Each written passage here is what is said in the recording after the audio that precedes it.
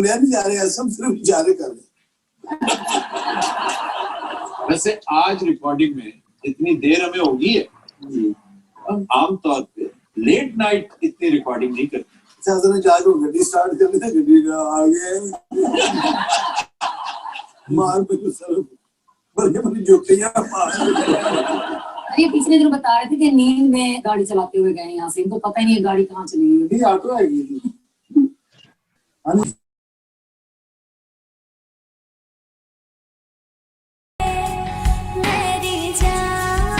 Group के हवाले से, और मैंने ये बताया था कि इस गुफ्तगू में हमारा जो तवज्जो का मरकज होंगे ये फाइनाइट ग्रुप्स होंगे।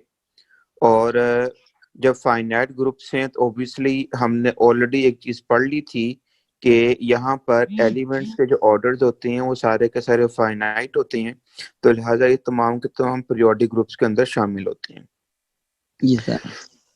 पी ग्रुप्स के अंदर जो जब भी आप एक दो बातें मैं आपको बताता चलूं कि जब भी हम पी ग्रुप्स या साइलो पी की बात करेंगे ना, तो हमारे लिए सबसे अहम तरीन फैक्टर इस पूरे के पूरे टॉपिक में क्या है कि हमें मालूम होना चाहिए यहाँ पर ग्रुप और उसके एलिमेंट्स का ऑर्डर्स। जब तक हमें इस चीज के ऊपर दस्तरस हासिल नहीं होगी तब तक हम यहाँ पर काम करने के काबिल नहीं हो सकते हैं। ठीक है, जितनी हमारी स्किल्स बेहतर होंगी एलिमेंट्स के ऑर्डर्स के मुतालिक किसी भी एक ग्रुप के, तो फिर उतनी ही आसानी के साथ आप, क्योंकि याद रखिएगा मैंने आपको एक बात शुरू में बताई थी कि जब भी हमने किसी चीज को स्टडी करना होता है तो हमारे पास दो तरीके होते हैं, एक उसके सब ग्रुप्स के हवाले से और एक उसके एलिमेंट्स के हवाले से। ठीक है, तो ये जो अभी जो हम बात कर रही हैं ये बेसिकली वही है कि अगर एलिमेंट्स के ऑर्डर्स के मुतालिक हमें इंफॉर्मेशन ठीक होगी तो हम वहां से आसानी किसी भी ग्रुप के पी होने या ना होने के मुतालिक गुफ्तगू कर सकती हैं। और चूंकि जब हमें मालूम पड़ जाएगा कि ये पी ग्रुप है तो फिर यहाँ से अभी हम जब आगे बातें देखेंगे तो बेशुमार ऐसी बातें हैं जो पी ग्रुप की अपनी खसूसियात में आ जाएंगी और हमें सिर्फ ये पता चल जाए कि ये ग्रुप अगर पी है तो हमारा काम बन जाता है। तो कल की गुफ्तगू में हमने ये बात देखी थी कि अगर किसी भी ग्रुप के एलिमेंट के तमाम एलिमेंट्स के जो ऑर्डर्स हैं वो लिखे जा सके सिंगल प्राइम की पावर में, तो ये हमारे पास क्या बन जाते हैं, पी ग्रुप बन जाता है। ठीक है, और फिर हमने ये भी बात देखी थी कि अगर ग्रुप का ऑर्डर बढ़ जाए 50 60 70 80 ग्रुप का हो जाए ऑर्डर फर्ज कर ले, तो फिर हर एक एलिमेंट का ऑर्डर देख के ये अंदाजा लगाना मुश्किल काम हो जाता है कि क्या ये पी ग्रुप होगा या नहीं। तो उसके लिए मैंने एक रिजल्ट आपको बताया था कि कोई भी ग्रुप पी ग्रुप होगा अगर ग्रुप का अपना जो ऑर्डर है, ग्रुप का जो अपना ऑर्डर है वो लिखा जा सके सिंगल प्राइम की पावर में, तो फिर हम उसको बोलते हैं कि हमारे पास पी ग्रुप बन जाता है। जैसे मैंने आपको मिसाल दी थी Z81 आपके पास पी ग्रुप है, और जब Z81 को हमने पी ग्रुप बोलना है तो पी ग्रुप नहीं बोलेंगे बल्कि हम इसको क्या बोलेंगे कि 3 ग्रुप है।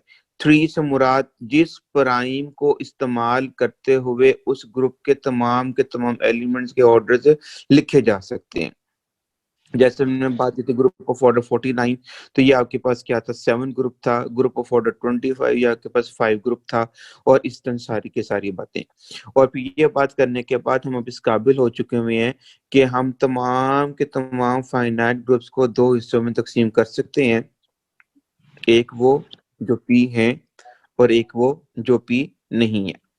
अब जो हमने क्लासेस पढ़ी हुई हैं अपना साइक्लिक ग्रुप्स हैं, अबेलियन ग्रुप्स हैं, फिर हमने देखा था कि आपके पास जो सा ये होता है सिमेट्रिक ग्रुप्स हैं, ऑल्टरनेटिव ग्रुप्स हैं, डाइहेड्रल ग्रुप्स हैं। ये अगर हम यहाँ पे बात करते हैं तो जो सिमेट्रिक ग्रुप्स हैं SN, ठीक है, SN में एन अगर हम 3 या 3 से ऊपर ले लें यानी कि S3 S4 S5 up to, इनमें से कोई भी पी ग्रुप नहीं बनता, इनमें से कोई भी पी ग्रुप नहीं बनता।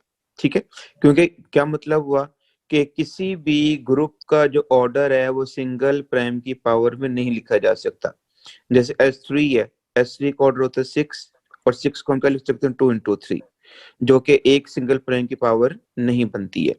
इसी तरह से S4 जब S3 के लिए नहीं बना, 3 फैक्टोरियल के लिए बात नहीं बनी, तो 4 फैक्टोरियल, 5 फैक्टोरियल, 6 फैक्टोरियल किसी के लिए भी बात ट्रू नहीं होगी। तो कहने का मतलब क्या हुआ कि सिमेट्री ग्रुप्स में S1 और S2 अगर हम बात करते हैं तो यहाँ पर ऑब्वियस बात है S2 जो सा है आपके पास की लाइन बन जाती है, S1 आपके पास पॉइंट बन जाता है। तो S3 जहां से हम आमतौर पर सिमेट्री ग्रुप्स को स्टडी करना शुरू करती है, यहाँ पे आपके पास कोई भी पी ग्रुप में सिर नहीं आता। इसी तरह से अगर आप ऑल्टरनेटिव ग्रुप्स में आ जाते हैं तो आप जानते हैं कि A3 जोन है, इसमें A3, ठीक है, ये आपके पास पी ग्रुप है। A3 जोन है, ये हमारे पास क्या है, पी ग्रुप है। और A3 से जो ऊपर की हैं A4, A5, A6, ये सारे के सारे जोन से हमारे पास पी ग्रुप्स नहीं बनते हैं। ये सारे के सारे हमारे पास पी ग्रुप्स नहीं बनते हैं। ऐसे ही अगर हम डाइहेड्रल ग्रुप्स के अंदर आते हैं तो D2 जोन सा है, ओबियसली वो तो D3 से बेसिकली हम बात शुरू करते हैं जहां से रिफ्लेक्शन रोटेशन आती हैं। तो D3 और D3 से ऊपर के जितने भी हैं ये सारे के सारे हमारे पास क्या है, डाइहेड्रल ग्रुप्स हैं, यानी कि इनके ऑर्डर जो उनसे होते हैं वो इवन नंबर्स होते हैं, इनके 2 के मल्टीपल्स हैं। तो लिहाजा इनमें से क्या कहते हैं हमारे पास अगर आप देखो तो D4, हाँ जी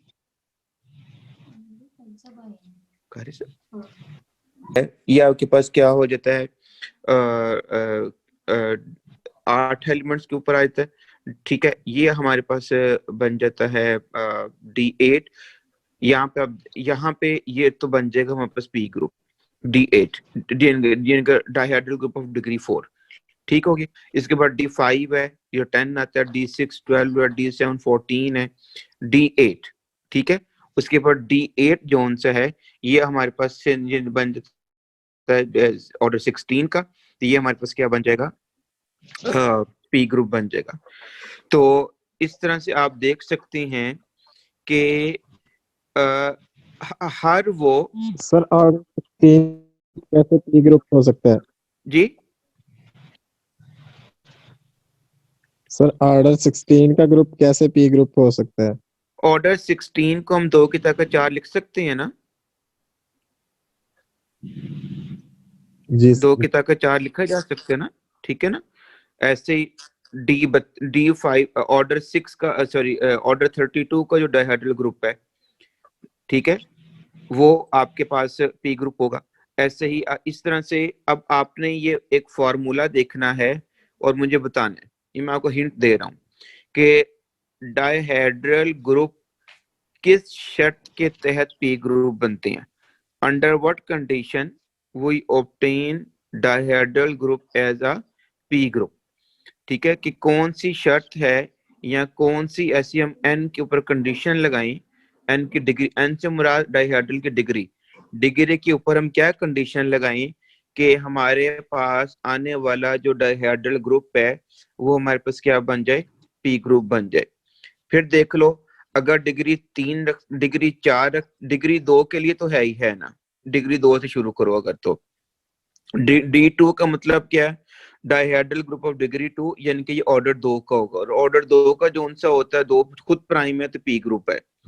उसके बाद आता है D4, ठीक है, D4 का मतलब क्या, वो ऑर्डर 8। ये अब जब मैं D4 बोल रहा हूँ तो इसका मतलब है कि मैं जो सा है ये क्या कह रहा हूँ, उसकी डिग्री की बात कर रहा हूँ।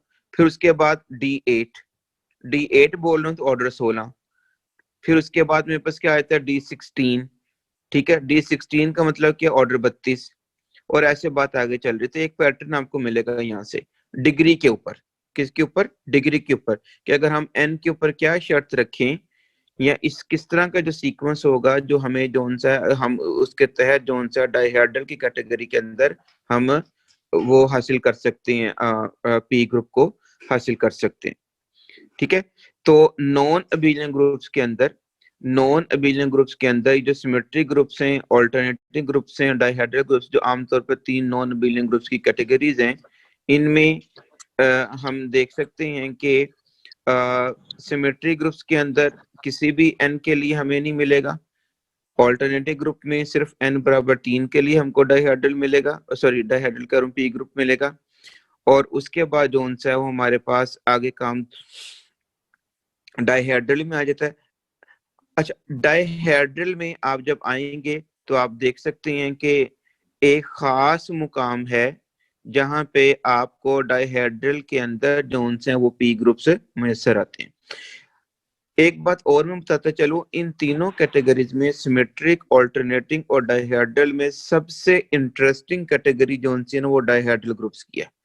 ठीक है, यहाँ से आप बेशुमार चीजों के मुतालिक ना थोड़ा सा अगर हम पैटर्न को ऑब्जर्व कर लेना तो यहाँ से हम बेशुमार चीजों के मुतालिक ना फैसले दे सकते हैं। तो एक तो आपने ये मुझे बताना।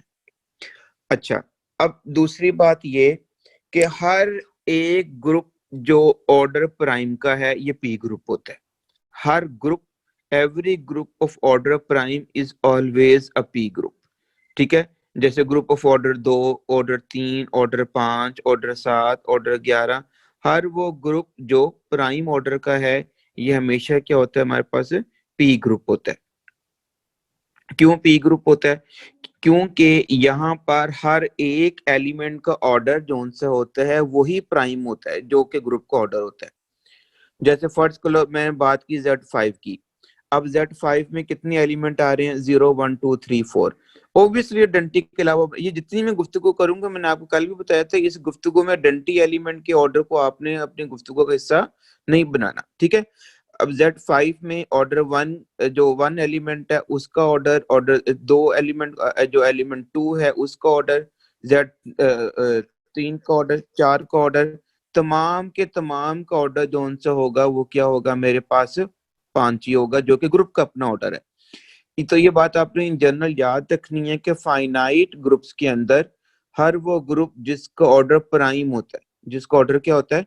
प्राइम होता है, उसमें आपके पास उस एलिमेंट का ऑर्डर भी वही होता है जो ग्रुप का ऑर्डर होता है। ये बात हमें कौन बताता है? लैग्रांज थ्योरम बताता है। ये बात मुझे समझ आई जो मैंने आखिरी पॉइंट बताया?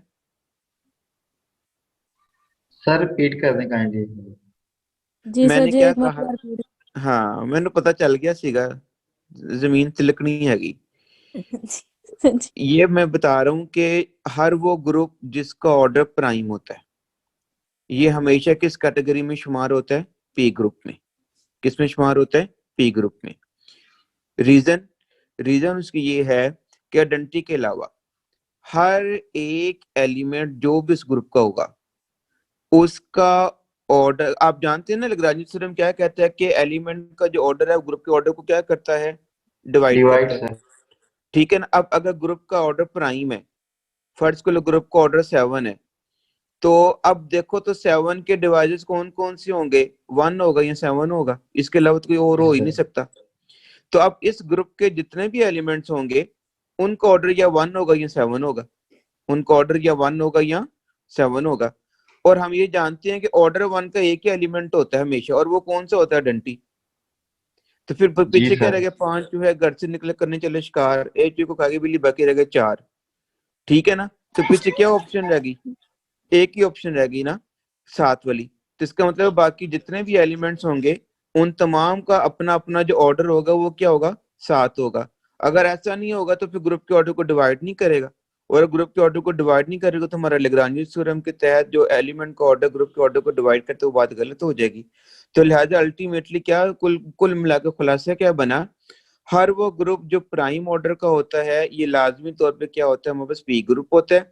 अगर कोई इसकी रीजन पूछ ले तो क्या कहेंगे हम कि यहाँ पर हर एक एलिमेंट का जो ऑर्डर होता है वो ग्रुप का ही ऑर्डर होता है, ग्रुप के ही ऑर्डर के बराबर होता है, मास व आइडेंटिटी एलिमेंट के। ठीक है, जैसे मैं कहता हूँ Z11 है, Z11 अब आप जानते हैं कि 11 प्राइम है, तो लिहाजा Z11 is 11 group of order 11। मेरे पास समझ में आई है? अगर Z11 के मुतालिक मैं पूरी बात करूं तो मैं क्या कहूंगा कि Z11 is 11 group of order 11। ठीक है, अब यहाँ पर 11 एलिमेंट्स हैं, 0 तो ऑब्वियसली डंटी है, 0 के अलावा हर एक एलिमेंट का जो ऑर्डर होगा वो कितना होगा? 11 होगा। क्यों? अगर 11 नहीं होगा, कोई और होगा, तो फिर उसका ऑर्डर फिर 11 को डिवाइड ही नहीं करेगा, क्योंकि 11 तो प्राइम है। तो कुल अब क्लियर होगी बात ये वाली? जी सर क्लियर हो गया। जी तो सर जी। ठीक ठीक होगी बात। तो एक बात ये तय पा गई कि, और फिर अगली बात, अब मैं उस तरफ आने लगा।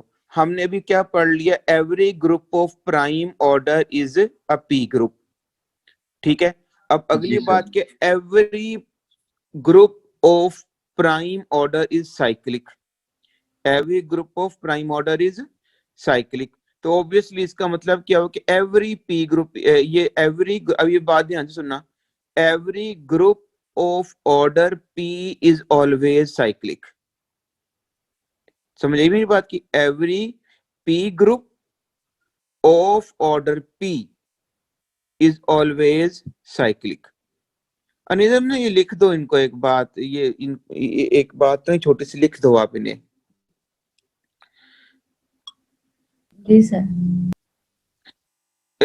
ये पॉइंट लिख दो आप इन्हें, एवरी क्या बोला था मैंने, एवरी ग्रुप, हाँ हो गड़बड़ हो गई। Every p group sir. हाँ, every p group of order p is cyclic. तो बड़ी मुसीबत हो जाएगी। अच्छा फिर एक ये कौन फिल्म देख रहा है भाई?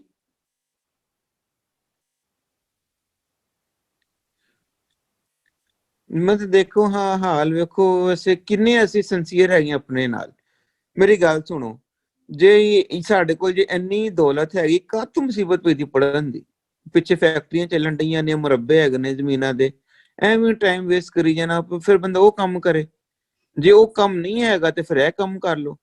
ਫਿਲਮਾਂ ਤੇ ਤੁਹਾਡੀ ਦੁਨੀਆ ਵੇਖੇਗੀ ਬਾਅਦ ਚ। ਫਿਰ ਕੀ ਬੰਦਾ ਕਵੇ ਕਸਮੇ ਤੁਹਾਨੂੰ। ਹਾਂਜੀ, every p group of order p is cyclic। Converse true नहीं है, याद रखनी मेरी बात। यहाँ पे कन्वर्स, ये वन वे ट्रैफिक है। p ग्रुप का ऑर्डर p, इसका मतलब इसकी मिसाल मैं क्या दे रहा हूँ, every p group of order p is cyclic. हर वो p ग्रुप जिसका ऑर्डर प्राइम है वो साइक्लिक होगा। और एवरी साइक्लिक इज अबिलियन, तो इसका मतलब क्या हुआ, every group of order p is always abelian. ठीक है, every p group of order p is abelian. ये दोनों बातें क्लियर हो गई आप सबको? जी सर क्लियर है। ठीक है, ये बड़े ध्यान से इन बातों को आप लोगों ने ना लेके चलना है।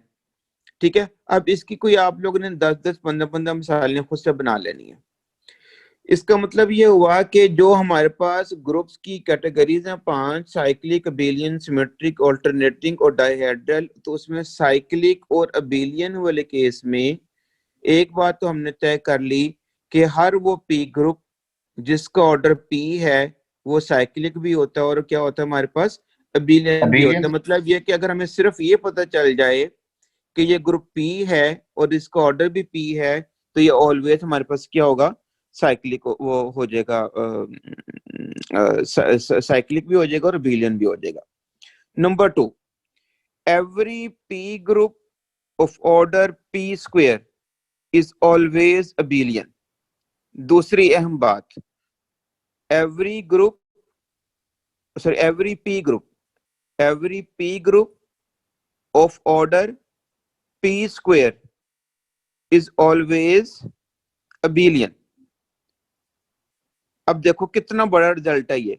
अब जैसे देखो आपसे कोई पूछ ले कि बताओ ग्रुप ऑफ ऑर्डर 49 अबिलियन है कि non abelian, group of order 49 abelian है या नॉन अबिलियन। अगर तो मैं कहता Z49, मेरी बात ध्यान से सुनना, अगर तो मैं कहता Z49 तो फिर ठीक है ये साइक्लिक, क्योंकि एवरी साइक्लिक इज अबिलियन, तो Z49 ने क्या हो जाना था, अबिलियन। लेकिन अगर एक ग्रुप जोन सा है वो Z की कैटेगरी में नहीं आ रहा, Z की कैटेगरी में नहीं आ रहा, ठीक है ना, जैसे क्लेन 4 ग्रुप है ऑर्डर 4 का, ठीक है, ये जैसे अभी मैंने आपको मिसाल दी, एक ऑर्डर 49 का ग्रुप है, इसके मुतालिक बताओ ये बिलियन है या नहीं बिलियन। तो आप फौरी तौर पे क्या चीज चेक करोगे कि ये पी है या नहीं, क्या ये पी है या नहीं। तो आप देखते हो कि ऑर्डर 49 का जो ग्रुप है ये लिखा जा सकता है 7 स्क्वायर की फॉर्म में इसका ऑर्डर। ठीक होगी बात? जी सर। इसका मतलब हुआ ये क्या हुआ, 7 ग्रुप ऑफ ऑर्डर 7 स्क्वायर, यानी कि अभी जो मैंने रिजल्ट बोला आपको 7 जी sir. Group of order 7 square, तो अल्टीमेटली मेरे पास क्या हो जाएगा, बिलियन हो जाएगा। क्लियर हो रही बात मेरी? जी सर क्लियर। शाबाश। ऐसे फर्स्ट ग्रुप ऑफ ऑर्डर 25, देखो अब बगैर कुछ किए आपने विद इन सेकंड में ग्रुप के मुतालिक, तो अब अगर बिलियन हो गए तो नॉर्मल हो जाएगा, नॉर्मल तो कितनी कहानियां आगे चल पड़ती हैं।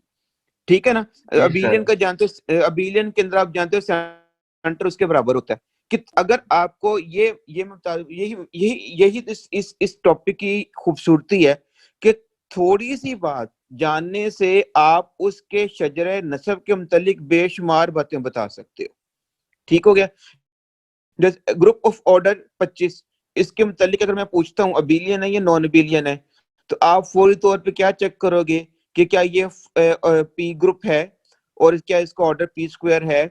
अगर आपको ये दोनों बातें मिल जाती हैं तो आप फौरी तौर पे क्या कह दोगे कि आपके पास पी ग्रुप है या नहीं है। क्लियर हो रही मेरी बात? समझ आ रही है? जी सर। शाबाश। तो एक तो ये बात होगी। अच्छा, उसके बाद अब जो आप लोगों ने अभी जो एक काम करना है ना, ये जो बातें मैंने अभी आपको बताई है ना, 2-3 इंपॉर्टेंट बातें लिखवाई भी हैं और बताई भी हैं, इन जी बातों को मरकज मान कर ना आप लोगों ने कुछ एग्जांपल्स बनानी है। कुछ क्या बनानी है? एग्जांपल्स बनानी है। ठीक है? ताकि एक जो बुनियादी तौर पे इस ग्रुप में या इस टॉपिक में हमने एंट्री डालनी है ना, एंटर होना है ना, उसकी जो सी कुछ बुनियादी सी बातें हैं ना, वो जरा हमारे जहन के अंदर क्लियर हो जाए। और मैं फिर कहूंगा कि बेशक रोज की बुनियाद पर आप लोग काम करो। जो ग्रुप्स मैंने आपको बताए हुए ना, इनके एलिमेंट्स के ऑर्डर्स के मुतालिक जितना अच्छी तरह से आप लोग आगाही हासिल कर सकते हो ना, वो कर लो। इसके सब ग्रुप्स के भी ऑर्डर्स और इसके एलिमेंट्स के भी, क्योंकि ये कहानी सारी की सारी आपकी एलिमेंट्स और सब ग्रुप्स के ऑर्डर्स के ऊपर डिपेंड करती है।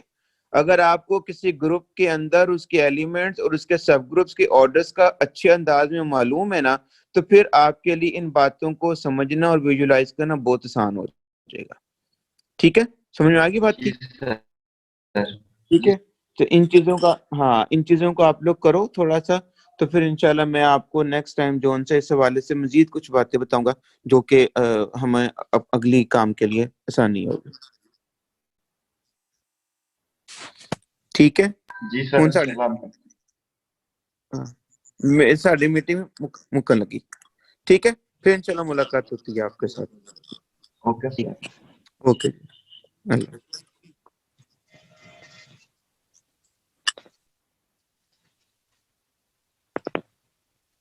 मैम अटेंडेंस लगा दीजिएगा एक रोल नंबर की।